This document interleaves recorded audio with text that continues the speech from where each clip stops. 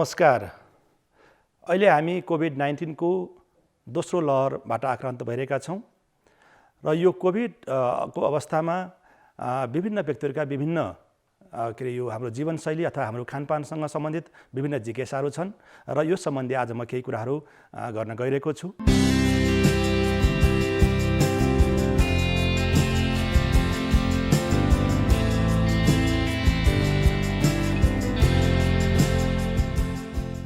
यो कोभिड-19 को जुन सङ्क्रमण भइरहेको अवस्था अथवा यो लाग्ने नदिनको लागि अथवा लागिसकेपछि पनि यसबाट बच्नको लागि यसलाई सहज बनाउनको लागि हाम्रो जीवनशैलीले पक्कै पनि महत्त्वपूर्ण भूमिका खेल्छ र यो जीवनशैली भन्ना बित्तिकै हाम्रो पहिलो नम्बरमा हाम्रो खानपानको कुरा आउँछ र त्यसैगरी दोस्रो नम्बरमा हाम्रो शारीरिक क्रियाकलाप अथवा हामीले एक्सर्साइज भन्न सक्छौँ र तेस्रो नम्बरमा हाम्रो विश्रामको कुरा, हाम्रो सुत्ने र उठ्ने टाइम र चौथो नम्बरमा हाम्रो मानसिक अवस्था, हामी कतिको तनावमा छौँ, हामी कति डर त्रासमा छौँ, त्यसले फरक पार्ने गर्दछ।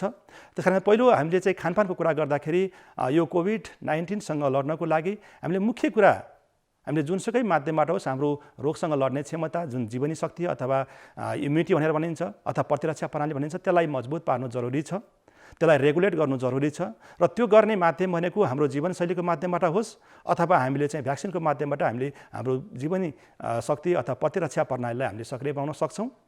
र खानपानको कुरा गर्दाखेरि हामीले कोभिडको टाइममा अथवा चाहिँ यसबाट बच्नको लागि र लागिसकेका व्यक्तिले पनि हामीले चाहिँ भाइरस जब शरीरमा प्रवेश गर्छ त्यसबाट त्यसको रेप्लिकेसन कम गर्नको लागि अथवा त्यसको लागि अनौपयुक्त वातावरण, प्रतिकूल वातावरण बनाउनको लागि त्यस्तो किसिमको खानपान गर्नुपर्ने हुन्छ र त्यसमा विशेष गरी भाइरसलाई बढाउनको लागि र हाम्रो इम्युन सिस्टमलाई डिसरेगुलेट गर्ने भनेको हाम्रो कार्बोहाइड्रेट अथवा सुगरको मात्रा हो ब्लडमा।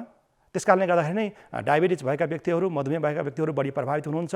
त्यसकारणले गर्दा सुगरलाई रेगुलेट गर्ने किसिमको खानपान महत्त्वपूर्ण छ र त्यसले हामीले सकेसम्म कार्बोहाइड्रेट पाउने र रिफाइन्ड सुगरलाई चाहिँ हामीले सकेसम्म कम गर्नु जरुरी हुन्छ।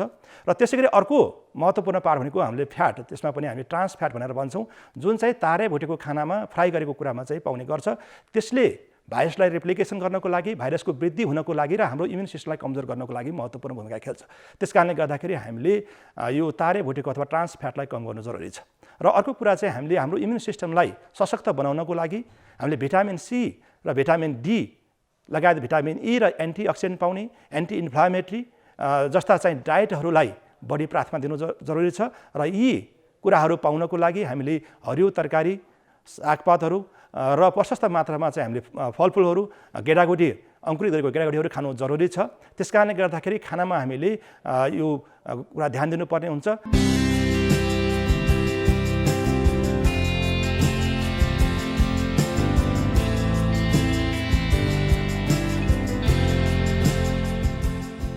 व्यायाम पनि के छ भने कोभिडबाट बच्नको लागि मोडरेट एक्सर्साइज भनेर भन्छ। यसमा धेरै एक्सर्साइज चाहिने भन्दा धेरै गर्दा पनि त्यसले सङ्क्रमण दरलाई बढाउने सम्भावना हुन्छ भने गर्दै नगर्दा पनि सङ्क्रमण दर बढ्ने सम्भावना हुन्छ। त्यसकारणले गर्दा हामीले मोडरेट एक्सर्साइज गर्नु जरुरी छ। त्यो भनेको हामीले हल्का किसिमको चाहिँ व्यायामहरू, जसमा विशेष गरी अहिलेको अवस्थामा योग महत्त्वपूर्ण देखिएको छ। योगमा हामीले हल्का किसिमका व्यायामहरू, एक्टिभिटीहरू गर्छौँ जसले चाहिँ शारीरिक र मानसिक रूपमा हामीलाई चाहिँ ब्यालेन्स गर्नको लागि अथवा हाम्रो तनावहरू, डरहरू, त्रासहरूलाई कम गर्नको लागि पनि भूमिका खेल्छ। त्यसकारणले गर्दा योग सबभन्दा महत्त्वपूर्ण भूमिका खेल्छ र नियमित रूपमा गर्नु जरुरी छ। र तेस्रो कुरो हामीले चाहिँ नियमित रूपमा सुत्ने र उठ्ने, किनभने हामी राम्रोसँग सुतेनौँ भने त्यसले पनि हाम्रो इम्युन सिस्टमलाई कमजोर गर्ने र हाम्रो अन्य शारीरिक अवस्थालाई पनि कमजोर गर्ने गर्छ। त्यसकारणले गर्दाखेरि हामीले सुत्ने टाइम पनि र सफिसियन्ट हामी 7 देखि 8 घण्टा कम्तीमा सुत्नु जरुरी छ।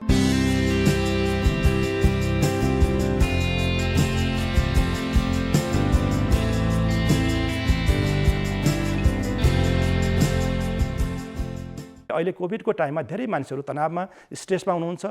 धेरै मान्छेलाई डर र त्रास र चिन्ताले सताइरहेको अवस्था छ र यो जति हामी डराउँछौँ, जति हामी स्ट्रेसमा हुन्छौँ त्यसले हाम्रो इम्युन सिस्टमलाई अथवा रोगसँग लड्ने क्षमतालाई कमजोर गर्छ। त्यसकारणले गर्दाखेरि हाम्रो स्ट्रेस र तनावलाई पनि हामीले प्रपरली म्यानेज गर्नु जरुरी छ र त्यसको लागि हामीले नियमित रूपमा योगहरू गर्ने र हामीले जुन ट्रस्टेड सोर्स अफ इन्फर्मेसन भनेर भन्छ, जुन चाहिने नचाहिने कुराहरू हामीले चाहिँ विभिन्न सोसियल मिडियामा हेर्नुभन्दा हामीले चाहिँ मन्त्रालयबाट जारी गरेका आधिकारिक सूचनाहरूलाई अथवा आधिकारिक व्यक्तिद्वारा प्रेषित कुराहरूलाई मात्रै ध्यान दिउँ र अनावश्यक चाहिँ भ्रमपूर्ण कुराहरूलाई चाहिँ ध्यान नदिउँ।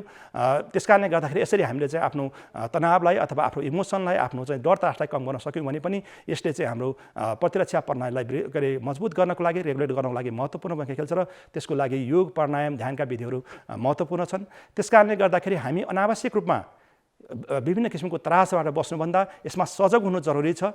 यसलाई हामीले प्रपरली ह्यान्डल गर्नु, हाम्रो खानपान, एक्सर्साइज, हाम्रो सुत्ने टाइम, त्यसै गरी हाम्रो मानसिक अवस्थालाई हामीले ब्यालेन्स गर्न सक्यौँ भने कोभिडसँग हामी सजिलै जुझ्न सक्छौँ।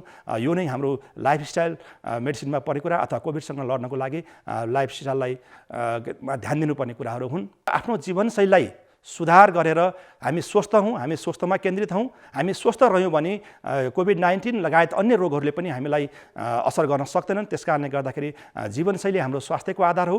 हामी जीवनशैलीलाई परिवर्तन गरौँ, स्वस्थकर बनाऊँ, हामी सुरक्षित रहौँ, सहज रहौँ।